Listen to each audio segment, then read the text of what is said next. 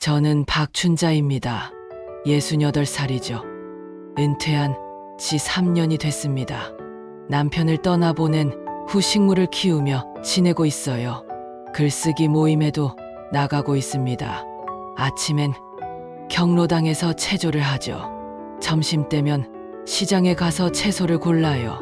저녁이면 딸 소연이와 영상통화를 합니다. 소연은 늘 웃는 얼굴이에요. 제가 물어보죠. 일은 괜찮니? 소연은 대답합니다. 피곤하지만 재밌어요. 저는 화면을 끄고 조용히 차를 우려냅니다. 평온이 습관처럼 몸에 붙어 있었어요. 저는 이 평온을 아꼈습니다. 그래서 작은 균열에도 귀를 기울이죠. 오랫동안 학생들을 가르치면서 생긴 버릇이에요. 아이들 표정에서 답을 찾던 습관이 남아 있습니다. 정답보다 과정이 중요하다고 늘 가르쳤거든요. 저는 지금도 같은 마음입니다. 틀릴 수 있어요. 확인하면 되죠. 모르면 물으면 됩니다. 원칙은 단순해요. 복잡하게 생각할 필요가 없습니다. 그런데 평온한 일상에 작은 변화가 생기려 하고 있었어요. 아직 모르고 있었지만요. 일요일 저녁에 소연이가 왔습니다. 식탁에 김이 모락모락 올라왔어요. 저는 미소를 지었습니다. 그런데 소연이가 젓가락을 내려놓더니 말했어요.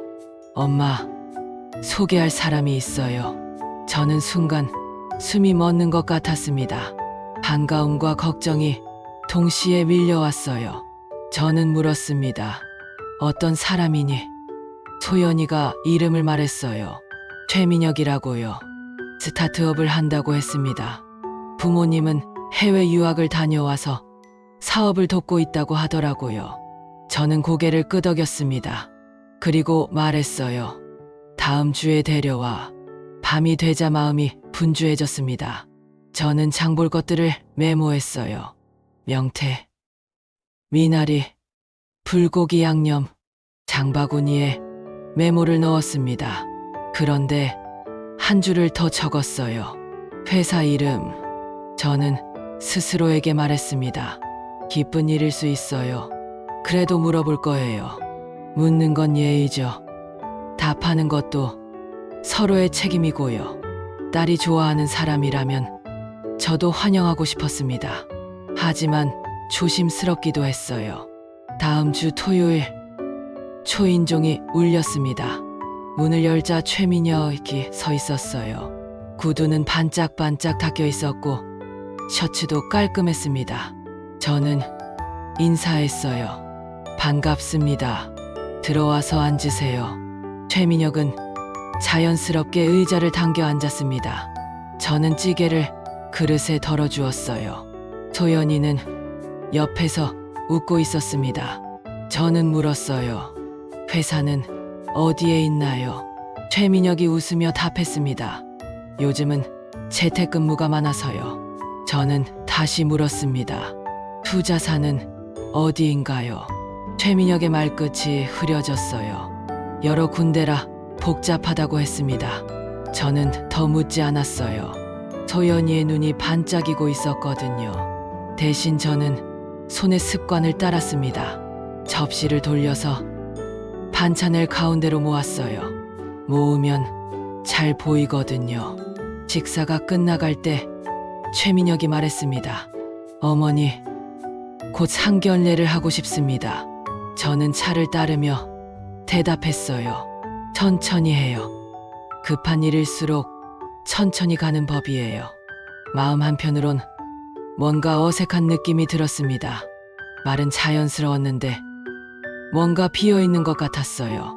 며칠 뒤 소연이의 제안으로 한정식 집에서 다시 만났습니다. 방은 밝았고 음악도 잔잔했어요. 소연이가 화장실에 다녀오는 사이 저는 가만히 물컵을 돌리고 있었습니다. 그때 복도를 지나던 종업원이 문 앞에서 멈추더니 조심스럽게 속삭였어요. 손님, 실례합니다. 저분 예전에 다른 이름으로 오신 적 있어요. 저는 고개를 들었습니다. 종업원은 금세 사라졌어요. 저는 물컵을 내려놓았습니다. 최민혁이 돌아와서 말을 이었어요. 투자사에서 곧 계약을 확정할 거라고 했습니다. 저는 고개를 끄덕였어요. 말은 매끄러웠지만 문장 사이에 뭔가 빈 곳이 있었습니다. 빈칸은 의심을 불러일으키죠. 저는 속으로 일정을 바꿨어요. 내일 경로당 스마트폰 강좌에 가기로 했습니다. 기록하는 법을 배우려고요. 들은 것은 흘러가지만 기록은 남아있거든요. 노트도 사진도 소리도 모두 기록이에요. 저는 오랫동안 교사였습니다. 기록은 제게 익숙한 도구예요. 뭔가 확인이 필요할 것 같았습니다. 강좌에서 스크린샷과 통화 녹음, 파일 백업을 배웠습니다. 강사가 말했어요. 낯선 번호에서 돈이나 개인정보를 요구하면 끊으세요. 저는 고개를 끄덕였습니다. 집으로 돌아오는 길에 전화가 울렸어요. 화면에 검은 숫자가 떴습니다. 낯선 목소리가 말했어요. 수사를 돕기 위해 본인 인증이 필요합니다. 저는 심장이 빨라졌어요. 그런데 강사의 말이 떠올랐습니다. 저는 대답했어요. 공문을 보내세요. 확인 후에 연락하겠습니다. 전화는 갑자기 공격적으로 변했어요. 곧바로 계좌를 확인하라고 했습니다. 저는 끊었어요. 통화는 녹음으로 남았습니다. 그날 밤 녹음 파일을 여러 번 들어봤어요. 최민혁의 말투와 묘하게 비슷한 리듬이 귀에 걸렸습니다. 빠르게 몰아붙이고 질문을 넘기는 방식이 닮아 있었어요. 우연일 수 있겠죠. 저는 메모에 적었습니다. 말의 속도, 질문 회피, 투자 언급 반복, 다음 수를 생각해 봤어요. 확인을 부탁할 사람을 떠올렸습니다. 제자 이재성이 떠올랐어요. 지금은 회사에서 일하고 있거든요. 다음 날 아침 시장 앞 카페에서 이재성을 만났습니다. 저는 말했어요. 사람 하나를 확인하고 싶어요. 조용히 부탁해요. 이재성이 제 눈을 똑바로 봤습니다. 그리고 고개를 끄덕였어요. 저는 메모와 사진을 건넸습니다. 이름, 나이, 연락처, 회사 이름까지요. 이재성은 불필요한 말을 하지 않았어요. 저는 기다리는 법을 알고 있습니다. 교무실에서도 결과는 시간이 필요했거든요. 기다림도 품이에요. 이틀 뒤 전화가 왔습니다. 이재성의 목소리는 담백했어요. 결론부터 말씀드릴게요. 학력과 경력 모두 거짓입니다. 저는 의자 등받이에 등을 기댔어요. 등줄기가 차가워졌습니다. 이재성이 계속 말했어요. 최근 몇 년간 사대보험 이력이 없어요. 사업자 등록은 타인 명의고요. 주소지는 단기 월세입니다. 그리고 소액 대출이 여러 건 있어요. 저는 숨을 고르며 물었습니다. 피해자가 있나요? 이재성이 고개를 끄덕였어요. 연락하고 싶어 하는 분이 있다고 했습니다. 이름은 정미경이라고 해요. 저는 가슴이 무거워졌습니다. 역시 뭔가 잘못되었던 거예요. 저는 정미경을 만났습니다. 카페 구석 자리였어요. 정미경의 손이 떨리고 있었습니다. 정미경이 말했어요. 연애와 투자를 섞어서 마음을 묶더라고요. 돈을 보내지 않으면 비밀을 공개하겠다고 협박했어요. 정미경은 통장 거래 내역과 문자 캡처를 보여줬습니다. 저는 숨을 고르고 말했어요. 함께 끝내요. 정미경이 고개를 끄덕였습니다. 저는 방법을 설명했어요. 상견례를 무대로 삼자고요. 거짓을 지키려면 가짜를 더 불러야 하거든요. 그때가 약점이에요. 방음이 되는 방을 고르고 스크린을 준비하고 기록을 분류했습니다. 경로당에서 배운 대로 파일을 정리했어요. 통화 녹음, 스크린샷, 공공 사이트 조회 결과까지요. 구체적인 방법은 법과 절차 안에서만 진행했습니다. 이재성에게 시간과 순서를 맞춰달라고 했어요. 신고는 조용히 하자고 했습니다.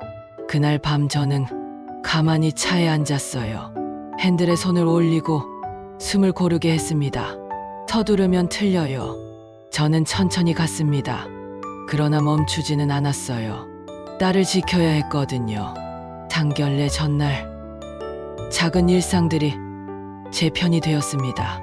오전에 병원 예약을 바꾸려고 콜센터에 전화했어요. 예약 날짜가 시스템에 2번 잡혀 있더라고요. 저는 이유를 물었습니다. 상담사가 말했어요. 지난주에 누군가 어머니 이름으로 예약을 시도했대요. 저는 깜짝 놀랐습니다. 주민번호 일부를 묻는 절차가 있었다고 했어요. 경로당에서 배운 원칙이 떠올랐습니다. 전화로는 중요한 정보를 말하면 안 돼요. 저는 기록을 남겼습니다. 오후에는 윗집과 고지서 분쟁이 있었어요. 관리사무소에서 전력 사용량을 비교해 줬습니다. 수치는 거짓을 숨기지 않아요. 수치와 증거는 편견을 비켜가죠. 이런 사소한 일들이 저를 다잡아줬습니다. 감정보다는 기록, 억측보다는 확인이에요. 밤에 소연이가 전화했어요. 엄마, 내일 떨려요. 저는 말했습니다. 떨리면 천천히 말하면 돼요. 민혁이는 좋은 사람이에요. 저는 대답했어요. 좋은 사람은 질문에 답해요. 소연이가 잠시 조용했습니다. 조용함도 답이에요. 저녁 7시 한정식집 별실 문이 열렸습니다. 소연이가 먼저 들어왔고 최민혁이 뒤따랐어요. 중년의 남녀가 함께 들어와서 부모라고 인사했습니다. 저는 잔을 들고 미소를 지었어요. 묻기 시작했습니다. 학부는 어느 쪽인가요? 가짜 아버지가 웃었어요. 연구가 바빠서 학사 일정을 잘 모른다고 했습니다. 저는 갤러리 이름과 전시 작가를 물었어요. 가짜 어머니는 다른 구의 지명을 말했습니다. 저는 잔을 내려놓았어요. 벽을 2번 두드렸습니다. 문이 열리고 이재성이 노트북을 들고 들어왔어요. 정미경이 뒤를 이었습니다. 스크린이 내려왔어요. 첫 화면에 공공 사이트 조회 결과가 떴습니다. 존재하지 않는 회사 주소, 타인명의 사업자, 4대 보험 공백이 이어졌어요. 다음 화면에는 문자 기록과 통장 흐름이 정리되어 있었습니다. 협박성 문장이 굵게 표시됐어요. 저는 경찰에 전화했습니다. 혼인빙자 사기 혐의로 현행 신고를 하겠어요. 최민혁의 얼굴에서 빛이 꺼졌습니다. 잠깐 오해예요. 투자금이 들어오면 다 정리돼요. 저는 조용히 대답했어요. 투자금은 늘 내일 와요. 오늘의 장부만 보겠습니다. 문이 열리고 경찰이 들어왔어요. 가짜 부모는 문 쪽으로 향했지만 길이 좁았습니다. 소연이는 굳어 있었어요. 저는 소연이의 손을 잡았습니다. 떨림이 손끝에서 전해졌어요. 방 안이 조용해졌습니다. 경찰이 신분을 확인하고 사람들을 데리고 나갔어요. 정미경은 고개를 숙였습니다. 저는 고맙다고 말했어요. 이재성은 마지막까지 기록을 넘겼습니다. 소연이와 집으로 돌아왔어요. 소연이가 말했습니다. 엄마, 나 바보였죠. 저는 고개를 저었어요. 사랑은 눈을 흐려요. 흐렸으면 닦으면 돼요. 며칠 뒤 우리는 바닷가에 앉았습니다. 파도가 일정하게 들고 났어요. 소연이가 속마음을 털어놓았습니다. 알면서도 믿고 싶었다고 했어요. 저는 들었습니다. 판단은 스스로 내려야 오래가요.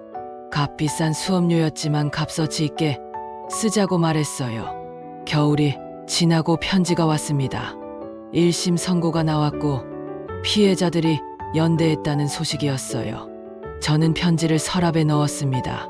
주전자에서는 보리차가 익어가고 있었어요. 창밖을 봤습니다. 햇빛이 식탁 위로 내려왔어요. 국자 손잡이를 한 번 더 쥐었습니다. 불을 올리고 내리는 타이밍을 저는 알고 있어요. 평온은 기술입니다. 저는 오늘도 그 기술을 연습해요. 어제보다 조용하고 내일도 단단하길 바랍니다.